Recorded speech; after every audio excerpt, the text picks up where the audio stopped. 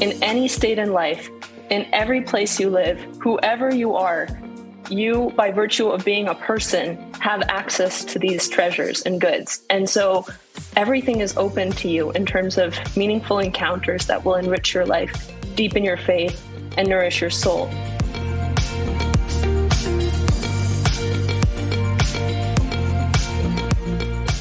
Welcome to Acton Line, a product of the Acton Institute for the Study of Religion and Liberty. I'm Eric Cohn, executive producer. The feminine genius, a term coined by Pope St. John Paul II, has become something of a buzzword in the Catholic world. But has the fullness of femininity been exhausted?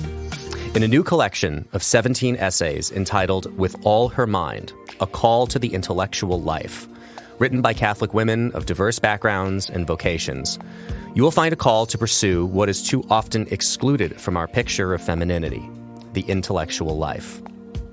Following Mary, the seat of wisdom, who treasured the words of the shepherds and pondered them in her heart, with all her mind, shows how the feminine genius involves both affectivity and active intellectual engagement. With practical advice and personal testimonies, and featuring a foreword by celebrated scholar Tracey Rowland, this collection opens readers to the endlessly unique ways for a woman to follow the first and greatest commandment, to love the Lord with all her soul, with all her heart, and with all her mind. In this episode, Acton's research project coordinator, Sarah Negri, is joined by guests Dr. Jennifer Frey and Amanda Achtman, two of the 17 contributors to With All Her Mind. They discuss the importance of having an intellectual life, both as women and as human beings in general, touching on such topics as the value of contemplation for both intellectual and spiritual formation, the integrity of the human person, leisure and work in the academic realm, the nature of a liberal education, and interior freedom. You can find additional resources in the show notes for this episode, as well as find previous episodes of Acton Line on our website at acton.org/actonline. And if you like this program, you can help us reach even more listeners by sharing it with a friend and leaving us a 5-star review on Apple Podcasts. We welcome your comments as well. Acton Line is available on Apple Podcasts, Google Podcasts, Spotify, or wherever you listen.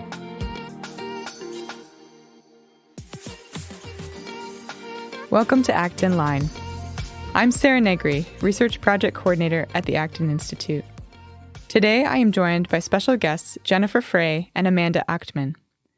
Jennifer Frey, PhD, has just been named inaugural dean of the brand new Honors College at the University of Tulsa, a position she will assume on July 1st. She is currently Associate Professor of Philosophy at the University of South Carolina and Fellow of the Institute for Humane Ecology at the Catholic University of America. She has written numerous academic essays on virtue and human agency, has edited 3 books, and frequently writes and lectures for non-academic audiences. She is also the host of the Literature, Philosophy, and Theology podcast titled Sacred and Profane Love. Amanda Achtman is pursuing a degree in Judaic Studies and Jewish-Christian Relations at the Pontifical Gregorian University in Rome. She recently served as the senior advisor to a Canadian parliamentarian working to prevent the expansion of euthanasia to persons living with disability or mental illness. Both Jen and Amanda are contributors to With All Her Mind, a recently published collection of essays on the topic of the intellectual life by Catholic women from a variety of backgrounds and occupations. Today we'll be diving into that topic and hearing from our guests their thoughts on the subject, as well as some highlights from their own contributions to the book. Jen and Amanda, welcome to Acton Line, and thank you for being with us today. Thanks for having me. Thanks, Sarah. So I'd like to begin with some of the questions from the book, from the authors and the contributors. We can use that sort of as a launching pad for discussions about the Catholic intellectual vocation and specifically the feminine intellectual vocation. But more of a general question to begin with. What would each of you say you would define the intellectual vocation as? And do you think there's such a thing as a distinctively feminine intellectual vocation? Jen, we can start with you.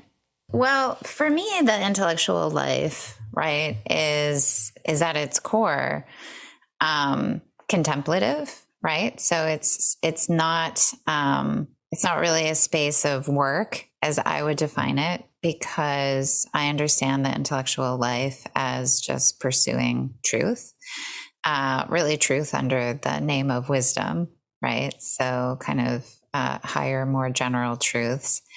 And, thinking about your life as ordered to that and ordered around it, so that you, it kind of has a special organizing structural role in your life. And I think about it in terms of study, where I think of study in a contemplative vein. And in terms of what's particularly feminine about it, I mean, I don't think that there's any one way that women pursue the intellectual life. I'm a mother of 6 kids, so the way that it looks for me is more erratic than probably it would look for someone who is not trying to run a large family. But I just think anyone who's living the intellectual life is someone who loves the truth, right? Is eager to pursue it, is constantly making space for contemplation, and is modeling that life for others, right? Whether it's your students or your children, or maybe even in a much broader way, depending on the platform. But that's the way that I understand it. Amanda, what are your thoughts? When I think of the intellectual life, I think of the adventure of delighting in the truth, and especially about doing so in the company of historical friends. This is the phrase I love to use for saints and heroes and martyrs and all kinds of persons throughout history who help make my own life deeper and richer, and in a sense accompany me, so that my life is not only my own, but it has continuity in the quest for all that is good and true over time. And as for what it is to have a sort of feminine dimension to this, I think simply the character of a woman doing it is all that is necessary. There isn't much more to it than that. The fact that a woman has an intellectual life means that there's a particular nature and a distinctive character to it. And so we don't need to go to any extraordinary lengths to bring our femininity to bear on it. It happens quite naturally, and it can't actually be otherwise. I love that, by the way, Amanda, just saying, like, it's enough to see women doing it. I think that's so critical. I mean, I think when I was young, and I was always a bookworm, I was always bookish. But I think when I was young, the thing that I didn't really see were female exemplars of the intellectual life. It was only much later that I could connect myself to women who were doing it. And noticing that they were just doing it in very, very different ways, and that was incredibly liberating for me, right? That not everyone is Dorothy Day or Hildegard of Bingen or Elizabeth Anscombe, that we, there are all these different ways that women can and have lived an intellectual life. And it just is so important to foreground that, right? Because for young women, especially, it just opens up imaginative possibilities, right? And that's really what we need. I love what you say about the exemplars, because I remember actually, and this is a tie-in to the Acton Institute and specifically Acton University, that when I attended Acton University several years ago, Michael Miller was giving a talk, and he spoke about John Paul II and how John Paul II had said that the fundamental error of socialism is anthropological in nature. It gets the human person wrong. And I thought this was a great insight into human nature and the human person. And I wanted to start learning from those who got the human person right. And so I set out, where are the exemplars who get the human person right? And what does it mean to be a person after all? So I started to find these very elegant and articulate explanations of the nature of the person being openness toward transcendence or openness to reality. And eventually I thought, well, what does the open to reality or open to transcendence person eat for breakfast? How can I know how to actually do that? And it was that question that led me really to two women, to Simone Weil, who you talk about, and also to Eddie Hilsum. And these two very open to reality young women with both with a quite eclectic biography became for me some early historical friends in living the questions and in learning what it means to be a woman with a particular disposition towards study and toward a kind of sense of responsibility for the world. I love that. I just love that. Yeah, I like that a lot too, especially your phrasing of historical friends. There's so much we can learn from women and just people in general that have gone before. And I was specifically reminded of one quote by St. Edith Stein when you were talking about just by the fact that you are a woman in the intellectual space, pursuing contemplation, pursuing study. There's this presence that you provide. You don't have to contribute anything else necessarily. Simply the ontological reality of being a woman in this field is enough. And Edith Stein said, "The world does not need what women have, it needs what women are." And I'm sure you've heard this before, but there's this idea of you just have to be who you are and become more of who you are, because this intellectual call, this intellectual vocation is something that we're all made for. So, Jen, like you were saying, women in every walk of life, whether you're a mother, whether you're religious or a young professional, any kind of walk that you find yourself in, you can pursue this because it's universal to our human nature. Yeah, I think that's right. And I mean, I'm old enough that I can say with confidence, having women in intellectual spaces, it does change those spaces.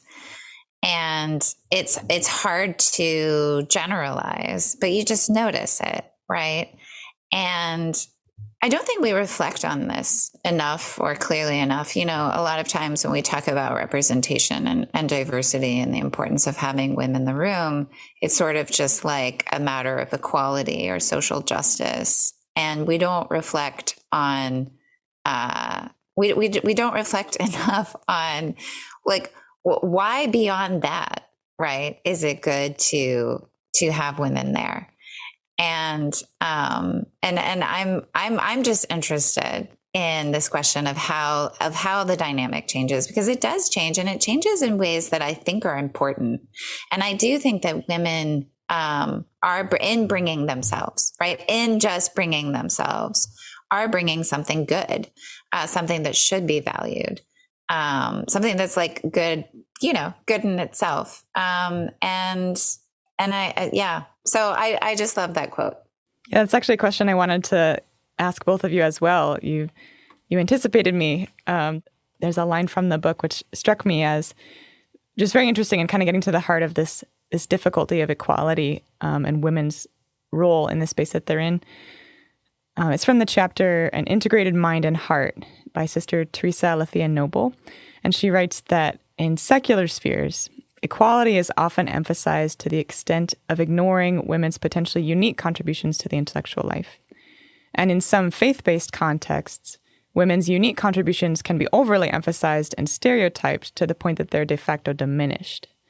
So how do we find a balance between this leveling that happens when you say you're just pursuing equality and diversity sort of for its own sake, and then on the other hand, overemphasizing the unique contributions of women to the point where you're sort of shoehorning them into a specific role? When you emphasize maternity or receptivity or sensitivity or these elements of the feminine genius, as John Paul II says, when you emphasize those elements, there's a truth there and there is a unique gift that women bring there, but it's not the whole picture. The whole picture is just them as an individual, as a person, as a being in that space contributes something. So I'd love to hear a little bit about that tension and maybe where you see some of that being resolved. Amanda, do you have any thoughts on that? One thing that comes to mind right away is there are many chapters throughout this book quoting men. There's no aversion to engaging with male philosophers or the intellectual tradition of the church. There's a kind of effortlessness to it. And I think the same is done within the church, broadly speaking, that there are women doctors of the church, there are women saints, and there's Mary, and there are all kinds of examples. And we go and we look to each one as a bearer of testimony, as someone who bears witness to the truth, as someone who has something to teach us about virtue, because that is the value that each one brings. Also in their personal particularity. So at the beginning of this book, in the foreword, there's a discussion of how part of a woman's character is maybe to go to the personalist dimension. And of course, the tradition of Christian personalism is really notable here. What is it about a woman's sensitivity to biography or to a person's whole story that is something that can bring life and enliven any space? And so I think, it's a kind of naturalness and effortlessness that will prevent things from being overly contrived. And we just don't have to try so hard because we're all engaged in the same endeavor together. Yeah, I mean, I think the stereotype threat is very real, that people kind of have a hard time letting you be an individual and sort of want to put you in a box, right? Prior to really you even being able to express, who you are as an individual person. And this happens in so many ways. You get stereotyped as a woman, you get stereotyped as a Catholic, you get stereotyped as this or that. I'm constantly surprising people, right? Because I'm not whatever they expected, right? And I think, again, we can kind of generalize in some ways about the unique gifts that women bring to the intellectual life, but we want to do it in a way that doesn't create stereotype threat. And you're always kind of trying to thread that needle. Inevitably, right, in various spaces, but including intellectual spaces, what you will find is that women are able to kind of integrate different voices. They're sort of better at picking up emotional cues and social cues and things like this. But then they also might be less willing to just dominate a conversation or things like that. I mean, you can see these dynamics play out in real life. I think that women bring themselves, bring a certain set of gifts that may express themselves differently. But I just think in a general way, right? If we think about the two halves of humanity, men and women, as in some sense complementary, however we want to cash that out, and then we think about that specifically in terms of the intellectual life, we will, of course, want both halves of humanity present. And I think that it's just one reason why I think this volume, and hopefully this volume will be the first in a series of volumes or projects that further explore the issue. One way that women can tend to experience stereotype threat is, just thinking of their value in terms of domestic work. And I emphasize work there, right? They can be reduced to their utility value.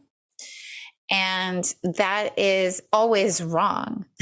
It's always wrong in a moral sense to reduce anyone to their utility value. And it's always wrong to suppress the intellectual in another human person, because it is that desire to know that is at the root of our communion with God.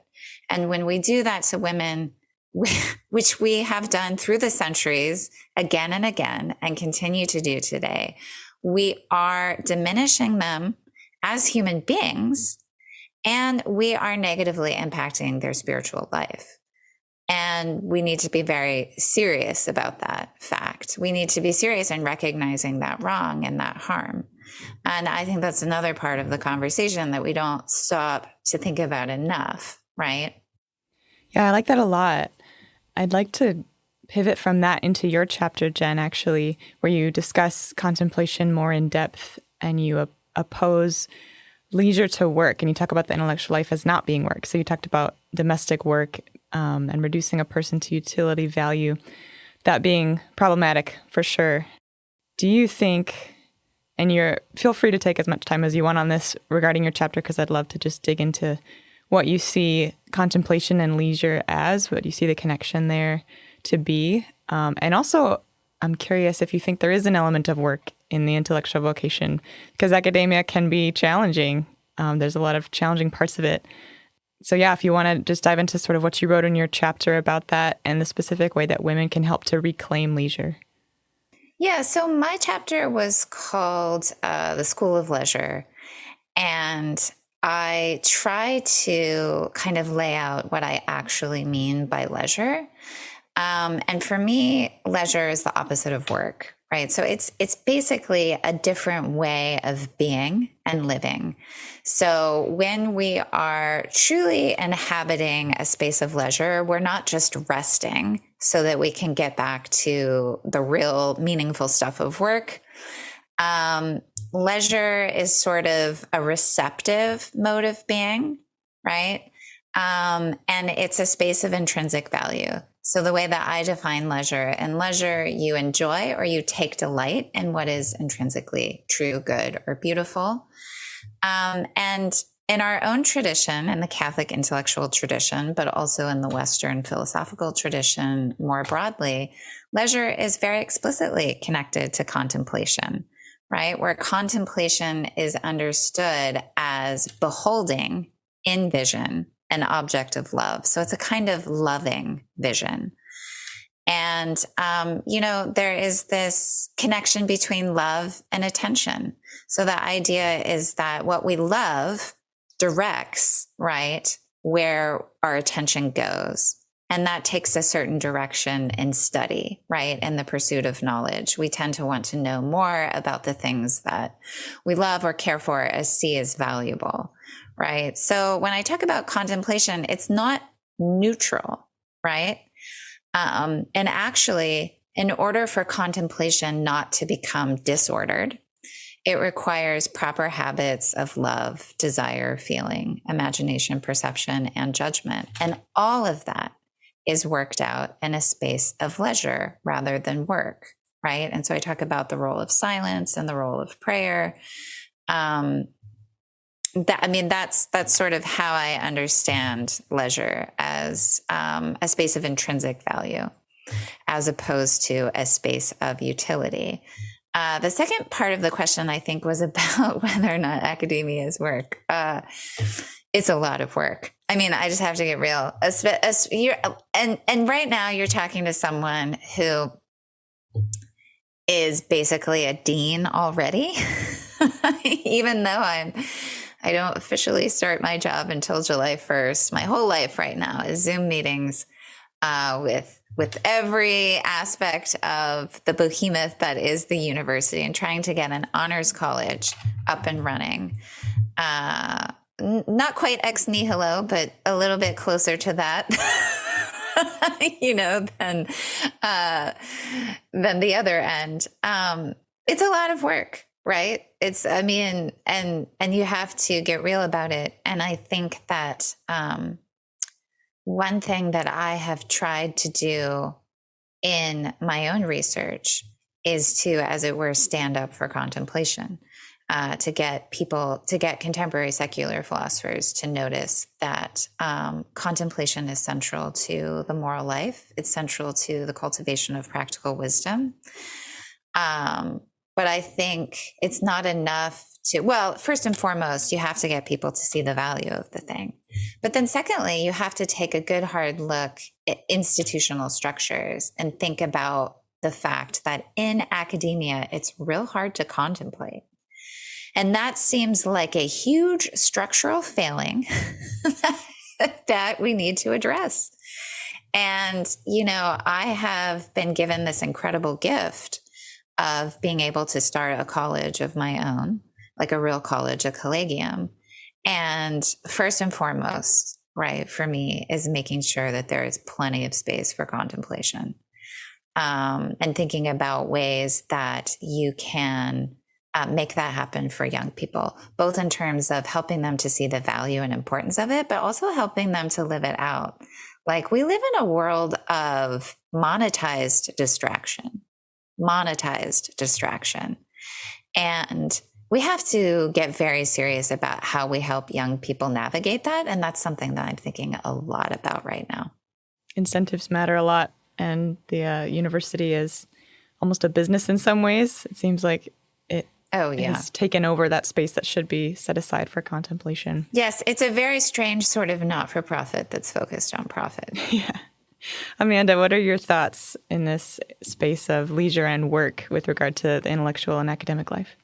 Well, I love your chapter and the themes that come up in it. Of course, it's the themes of festivity and faith, and you've got Simone Weil and Romano Guardini and Joseph Pieper. These are all excellent points of departure for gaining access to how this can basically animate a person's imagination to enter in, because it takes a little bit of accompaniment in our world of distractions to know where to begin. And all of these texts and thinkers are really inviting and hospitable of the struggle it is in the modern world to enter into this. So I love that. And it was reminding me what you said also of how Simone Weil has this text on the right use of school studies being to increase the faculty of attention requisite for prayer. Yes. And that text got me through a chemistry course that was a requirement. And I was not going to pass this chemistry course until I realized that it had something to do with increasing my capacity for attention, the same kind of attention that I would want to have in other domains of life for subjects that I care more about. And so that's a very concrete way that it can be very ordering of our habits to decide what is worthwhile. There's also a part in the book where it's brought up that it can be very hard for us to be alone with ourselves if we don't know ourselves or who ourselves is really supposed to be, after all. And I think that's so true, that if we are not so practiced in that life of interiority, it can be rather startling and even confronting. And I think a sort of point of warning for women in the intellectual life is, once you give yourself the time to reflect on your life and to enter into that interiority, you may confront things that you've never dealt with before. And it may propel you to not only new insights and new reflections, but also to certain wounds, certain sorrows. And those are all aspects of the intellectual life that are part of the drama, really. Yeah, I agree. And it just goes back to this point about its spiritual dimensions, and the need for all women, no matter what their specific vocation is, for all women to have developed the requisite habits of contemplation and reflection so that they can grow in the spiritual life, and just the dangers of reducing them to, vectors of meeting our material needs. That's an inhuman reduction that is going on. And even full-time mothers, in fact, maybe especially full-time mothers, need to be given that space of leisure, like true leisure. They need to be given that space of true leisure. And the sad truth is that many of them are not given that space, under the guise of, well, your real vocation is work. it is not the real vocation of any human being to work, right? We are made for a life that is bigger than work. Of course, we all work, but if we are reduced to our work, something's gone really wrong. I feel like there's a connection here where we're drawing the link between contemplation and the spiritual formation. And ultimately that culminates in integration of the person, right? We're supposed to be integrated people, heart, mind, body, soul. We're supposed to be united as a being. And there's something I think that women can offer there in a very unique way. We have certain integrative capacities that allow us to sort of pull together different threads of our own being and of other people to help kind of make sense of these different facets and synthesize in a way. And I also think there's a connection here to freedom, interior freedom. And we talk a lot about freedom at the Acton Institute, but both of you also mention it in your own chapters. Amanda, you say that you met a particular cloistered nun who taught you about freedom and responsibility through her life of prayer and contemplation, saying that even though she's closed up in this cloister, so there's an appearance of lack of freedom, she actually feels more free than many people outside of it. And Jen, you also talk about when you hold up Mary as a model of contemplation, you say it was her life of prayer and study that allowed her to freely consent to the Word of God becoming flesh in her. So I'd love to hear both your thoughts on that connection between the intellectual life, the freedom of the mind, with true freedom of the whole human person. So I am obsessed with this. So I'll try not to go on too long. But, the whole idea of liberal learning, right? The whole idea of truly higher education and liberal education is about the cultivation of an interior freedom, right? Making you free so that you can live a flourishing life, right? But what is the nature of that interior freedom?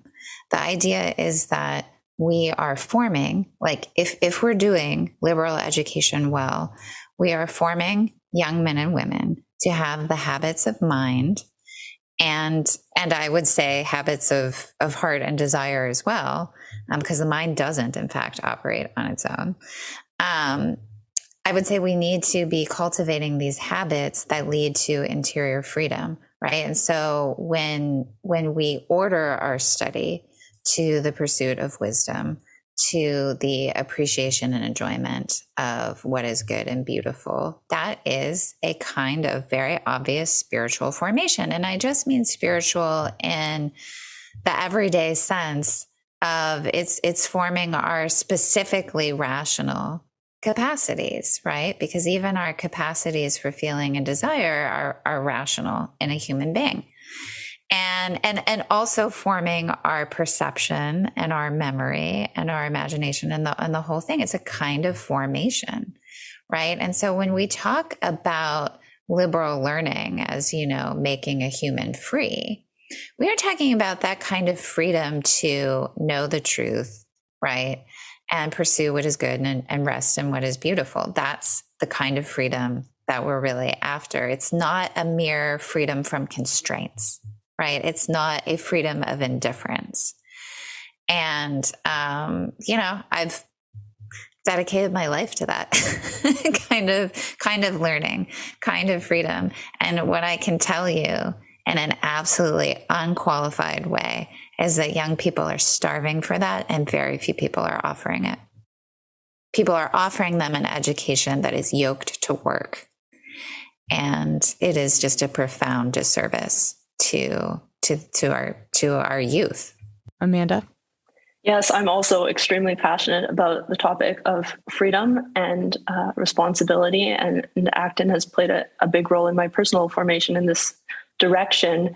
And looking back to those experiences of the cloistered nuns who I met in Poland, and also I had met some as well in Spain during World Youth Day, one of them said that I've been enclosed for 40 years and I'm fine.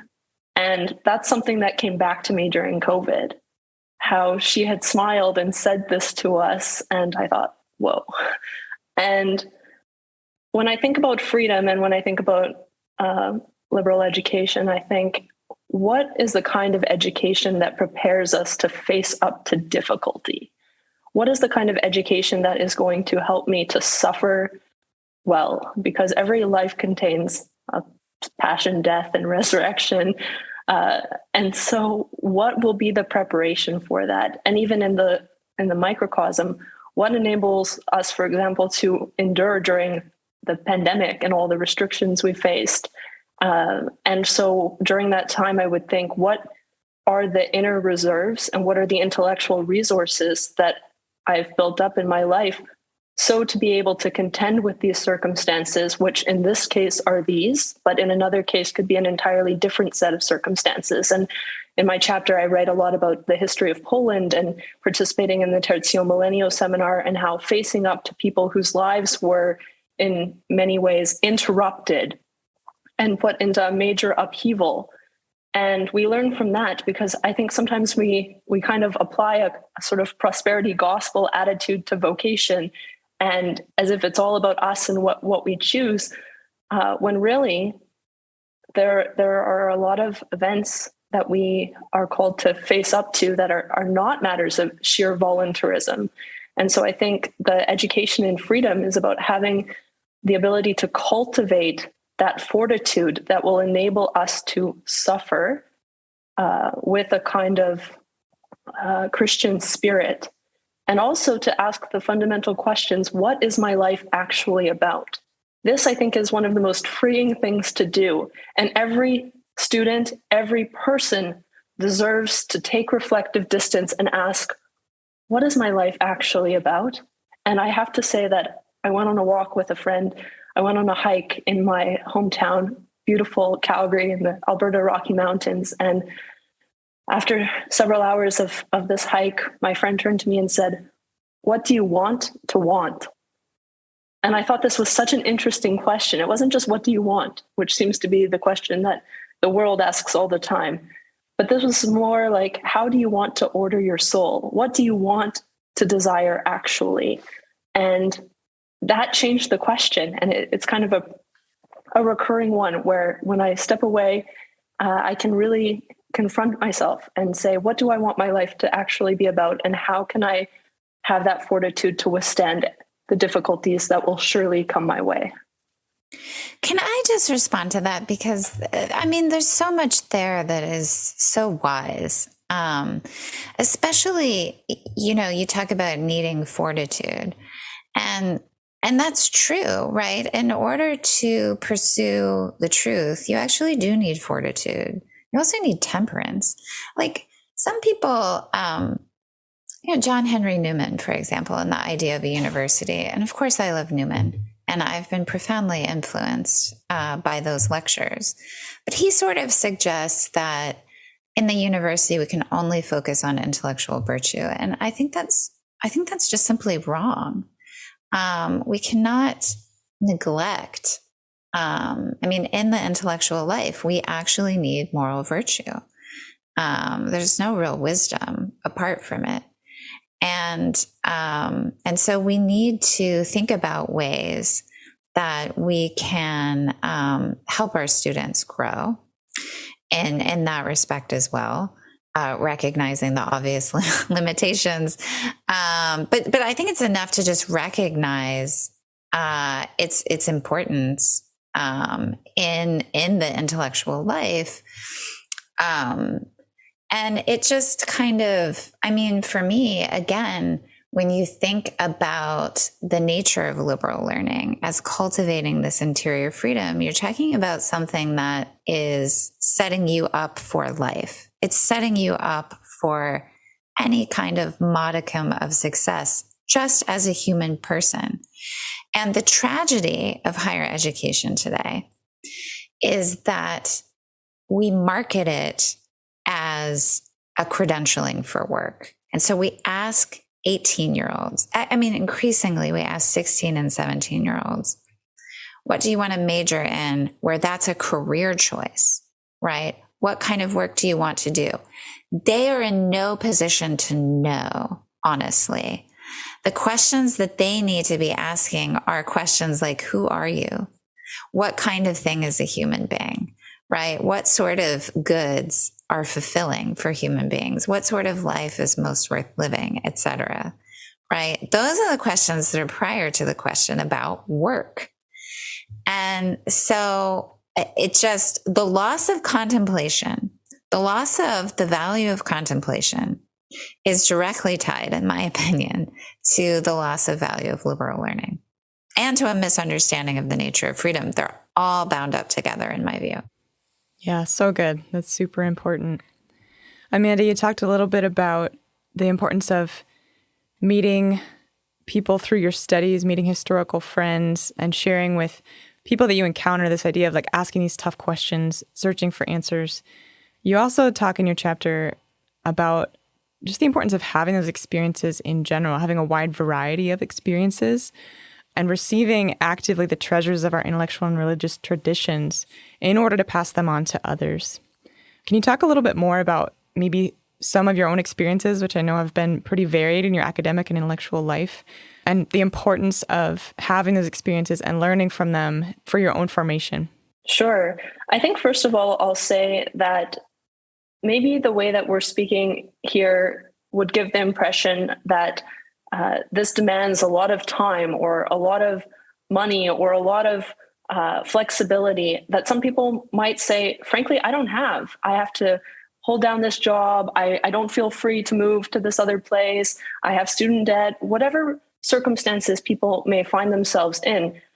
And I think the message that I would give and the message of this book is that in any state in life, in every place you live, whoever you are, you, by virtue of being a person, have access to these treasures and goods. And so everything is open to you in terms of meaningful encounters that will enrich your life, deepen your faith, and nourish your soul. How that looks will be varied, but there is no poor or indifferent place. That's how the poet Rainer Maria Rilke would put it. He says, if your everyday life seems poor, do not blame it. Blame yourself that you're not a poet enough to call forth its riches.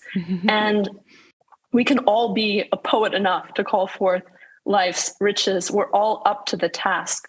And so I think throughout my life, the experiences I've had meeting refugees, hearing the stories of people who have come to Canada, these have made a huge impression on me.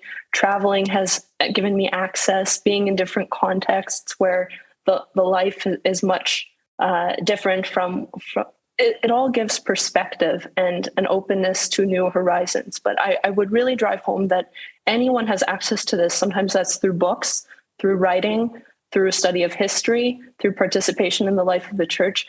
This is something that anyone can tap into. It demands creativity and audacity, but nobody has an excuse to opt out of intellectual life. Yeah, I love that. I think you both have really, made that point really well, that the universality of the intellectual life is really there for everybody. I love that. And this book as well is very good about that. We're getting close to the end here, but I'd love to hear from each of you a specific research project that you're working on or a recent, interest, a scholarly interest that you've been pursuing lately. Jen, we can start with you. Well, I'm currently finishing up a volume on practical wisdom. And my own contribution to that volume is about how habits of contemplation play a role in both the development and acquisition and then eventually exercise of practical wisdom. So it's basically a way of me trying to reconcile the Platonic half of myself with the Aristotelian half of myself. I love that. And so it's a lot of Simone Weil and Iris Murdoch meeting Elizabeth Anscombe and Philippa Foot. It's a really fun, I'm just having a blast working on it, in part because it's mostly women I'm writing about, and kind of like trying to bring action and contemplation back together, which feels very Dominican. So it's just like, it's just really honestly one of the funnest projects that I've worked on in a long time. Yeah, that sounds awesome. What about you, Amanda? Mostly these days, I'm very much focused on working to prevent euthanasia in Canada. So the Canadian government legalized euthanasia in 2016. And a few years after that, I was working with a member of parliament trying to prevent the expansion on the basis of disability and mental illness. And it could be very soon where Canadians for whom mental illness is the sole condition could be euthanized. And this weighs heavily on my heart, in particular, due to some personalist experiences of my own. I had a very, very close and dear relationship with my grandfather. He lived with my family for several years, from the time he was 89 until he died at 96. And he had an immense influence on my life and a real treasure. I really treasure that relationship. And so I hope to help promote the value of the elderly. And also, as I hear and see the stories of so much suffering and anguish and the lack of adequate mental health supports and palliative care, I see plenty of work, plenty of cultural work to engage in humanizing the culture. And I can see in God's providence the convergence of my studies in philosophy of the human person and history and travel, all bringing to bear on these topics within healthcare and medicine. So that's mostly what keeps me busy these days. That's very important. Thank you so much for your work on that. Well, I've really enjoyed this conversation. Thanks so much, Jen and Amanda, both. Your insights were really inspiring, and I feel encouraged in my own pursuit of the intellectual life, and I hope that all of our listeners are as well. So thank you so much for being with us. Thank you. Yeah, thanks for bringing us together. It was really wonderful. As always, thank you for listening. Our team loves putting this podcast together for you. It's encouraging to hear from our listeners. Feedback is incredibly important to us because it lets us know what you'd like to hear more of, including the kinds of topics you're interested in most. If you have comments, feedback, or ideas for a show topic or interesting guest, you can email our team at producer@acton.org. Until next week, for Acton Line, I'm Eric Cohn.